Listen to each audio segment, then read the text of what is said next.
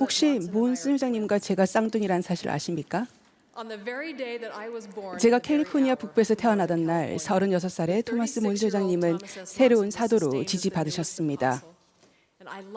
저는 하나님의 선지자인 문 소장님과 이렇게 특별하고 개인적인 연결고리가 있어서 참 좋습니다. 선지자들은 여성에 관해 말씀하십니다. 이 모임에서도 그런 말씀을 몇 차례 듣게 될 텐데 저는 스펜서 W. 킴볼러님께서 40년 전에 하신 놀라운 예언을 인용해 말씀하겠습니다. 1979년 9월 이 세계적인 교회 여성들이 두 번째로 맞는 그들만의 일반 총회에 모였습니다. 김볼 회장님은 말씀을 준비하셨지만 대회 당일에는 병원에 입원해 계셨습니다. 그래서 부인인 카밀라 아이어린 킴볼 자매님께서 말씀을 대독하셨습니다. 그분이 읽으신 선지자의 말씀은 구주의 재림이 있기 전에 후기 성도 자매들이 세상의 선한 여성들에게 미칠 영향력을 강조한 내용이었습니다. 그 말씀의 마지막 부분에는 당시 교회 여성들을 전율케 했고 지금까지도 회자하는 말이 나옵니다. 킴볼 회장님의 말씀입니다. 사랑하는 자매 여러분, 마지막으로 적어도 이런 방식으로는 전에 들어보지 못했을 내용을 말씀드리겠습니다. 마지막 날이 이루어질 교회의 주요한 성장의 대부분은 세상의 훌륭한 여성들 중 많은 사람들이 교회로 이끌리게 되기 때문에 성취될 것입니다. 이런 일은 교회 여성들이 그들의 삶에서 의로움과 명료함을 나타내는 정도에 따라 그리고 교회 여성들이 좋은 면에서 세상 여성들 사이에서 두드러지며 달라 보이는 정도에 따라 일어날 것입니다. 세상의 위대한 여성 가운데 자신을 내려놓고 의로운 것에 더욱 집중하는 이들이 이 교회로 들어올 것입니다. 이러한 위대한 여성들은 참으로 겸손하여 겉으로 드러나는 것보다 내면의 고결성에 더 큰 가치를 둡니다. 교회 여성들의 모범은 마지막 날에 교회가 물리적으로 또 영적으로 성장하는 원동력이 될 것입니다. 참으로 선지자다운 말씀이 아닙니까? 한번 요약해 보겠습니다. 여성들이 만드는 좋은 관계는 앞으로 교회에 일어날 중요한 성장의 큰 토대가 될 것입니다. 상어부조의 청녀, 초등의 여성들이 다른 종교와 믿음에 속한 진실하고 충실하고 신실한 여성들과 맺는 우정은 마지막 날에 교회가 어떻게 성장할 것인가에 중대한 영향력을 미칠 것입니다. 킴볼 회장님은 우리와 배경은 다르지만 자신을 내려놓고 의로운 것에 더욱 관심을 두고 겉으로 드러나는 것보다 내면의 고결성에 더 큰 가치를 두는 여성들을 가리켜 위대한 여성이라고 하셨습니다. 저는 업무차 전 세계를 다니면서 이런 선한 여성들을 많이 만났습니다. 그들과의 우정은 제게 소중합니다. 여러분도 이웃과 친구 중에 그런 분들을 아실 것입니다. 물론 교회 회원이건 아니건 우리는 아주 중요한 우정으로 연결되어 있습니다. 어떻게 하면 우리의 몫을 다하며 우리는 무엇을 해야 하겠습니까? 김볼 회장님은 5가지를 말씀하셨습니다. 첫째, 의로운 사람이 되어야 합니다. 의롭다는 것은 완벽하거나 절대 실수하지 않는다는 뜻이 아니라 내면에서 하나님과의 관계를 발전시키고 죄와 잘못을 회개하며 기꺼이 남을 돕는 것입니다. 회개한 여성은 역사의 흐름을 바꿉니다.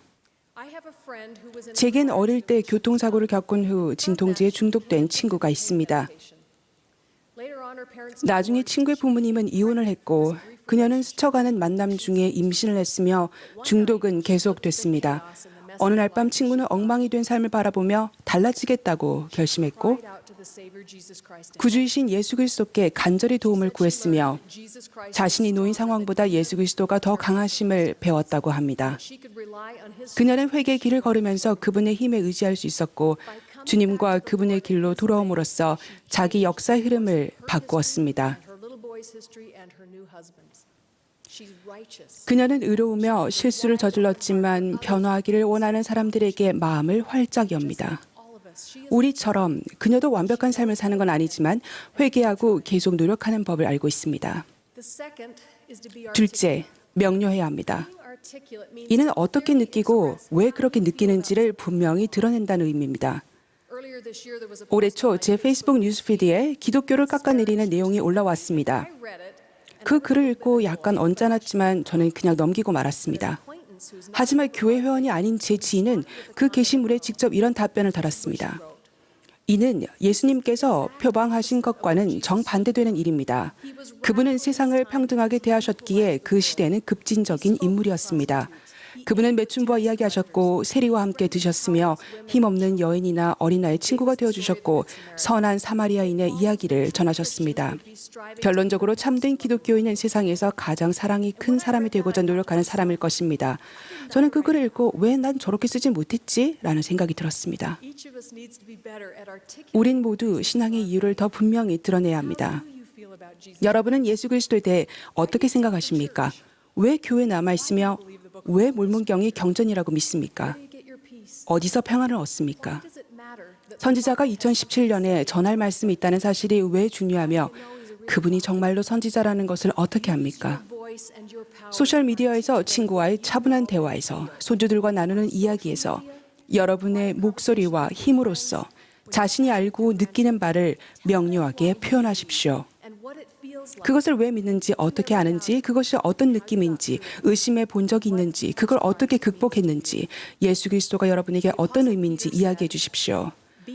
사도 바울의 얘기처럼 두려워하지 말며 마음에 그리스도를 주로 삼아 거룩하게 하고 여러분 속에 있는 소망에 관한 이유를 묻는 자에게는 대답할 것을 항상 준비하십시오. 셋째, 남다른 사람이 되어야 합니다. 올 7월 플로리다 파나마시티 해변에서 일어난 일을 말씀드리겠습니다. 늦은 오후 로베르타 울스레이는 어린 두 아들이 90m 떨어진 바다에서 소리치며 도움을 구하는 것을 보았습니다. 강한 조류에 휘말려 바다로 떠내려갔던 것입니다.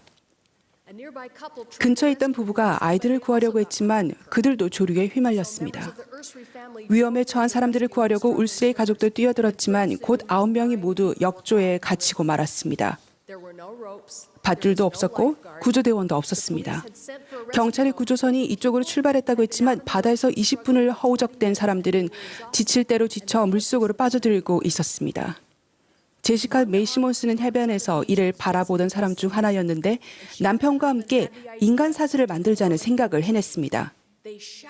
그들은 해변에 있던 사람들에게 도와달라고 소리쳤고 수십 명의 사람이 서로 팔짱을 끼고 늘어서서 바다로 걸어 들어갔습니다.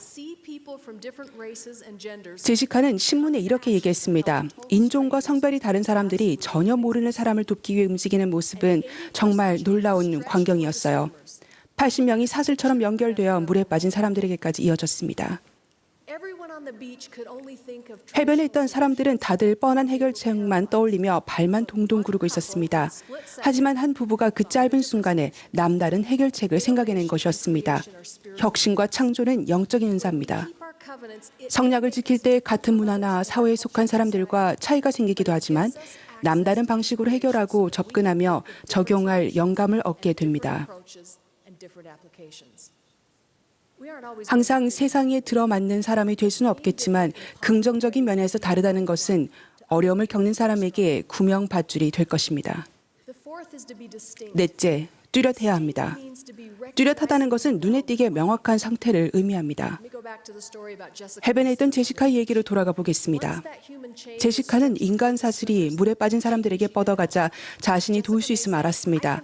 그는 이렇게 말했습니다. 저는 숨을 참고 올림픽 수영장 한 바퀴를 쉽게 돌 수 있습니다. 저는 역조에서 벗어나는 법을 알고 있습니다. 물에 빠진 사람들을 인간 사슬로 구할 수 있다는 것을 알았습니다. 제시카는 남편과 함께 서프보드를 가져와서 사슬을 따라 헤엄쳐간 끝에 물에 빠진 사람들에게 닿았고 부부가 그들을 한 명씩 사슬로 데려오면 사슬을 이룬 사람들이 안전한 해변으로 보내주었습니다. 제시카는 뚜렷한 기술이 있었고 역조를 거슬러 수영하는 법을 알았습니다. 회복된 복음은 눈에 띄게 명확하지만 뚜렷한 방식으로 그것을 따라야 합니다.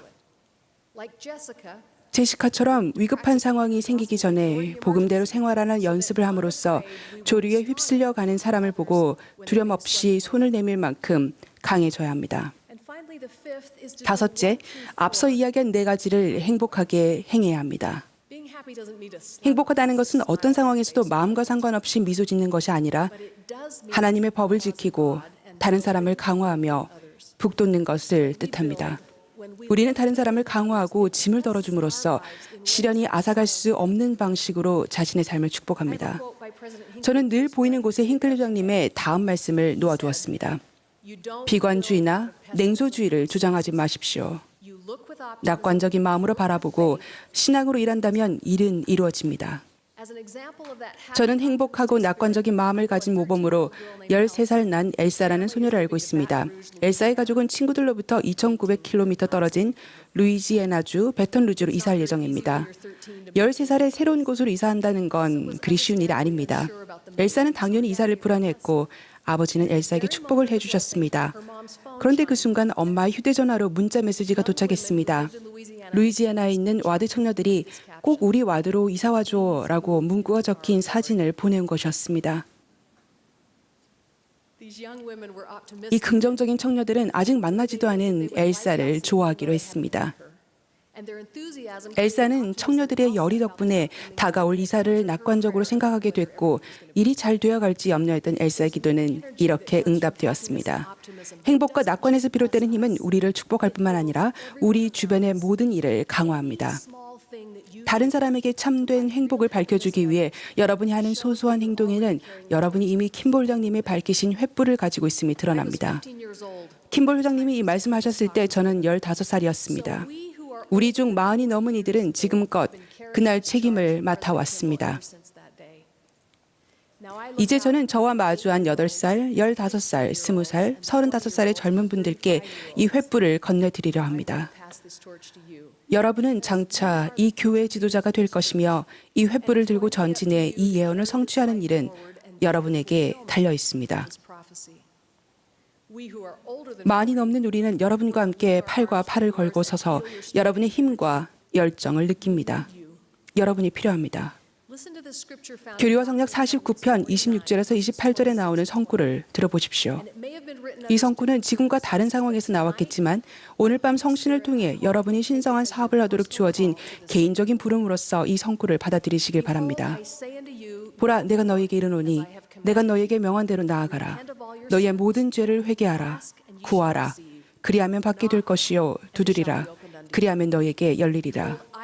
보라, 내가 너희 앞서 갈 것이요 또 너희의 후군이 되리라. 또 내가 너희 가운데 있으리니 너희가 패배당하지 아니하리라. 보라, 나는 예수 그리스도니라. 또 내가 속히 오리라.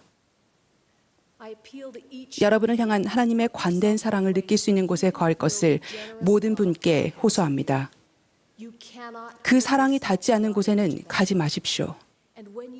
그분의 사랑을 느끼고 그분을 사랑할 때 여러분은 회개하고 그분의 계명을 지킬 것입니다.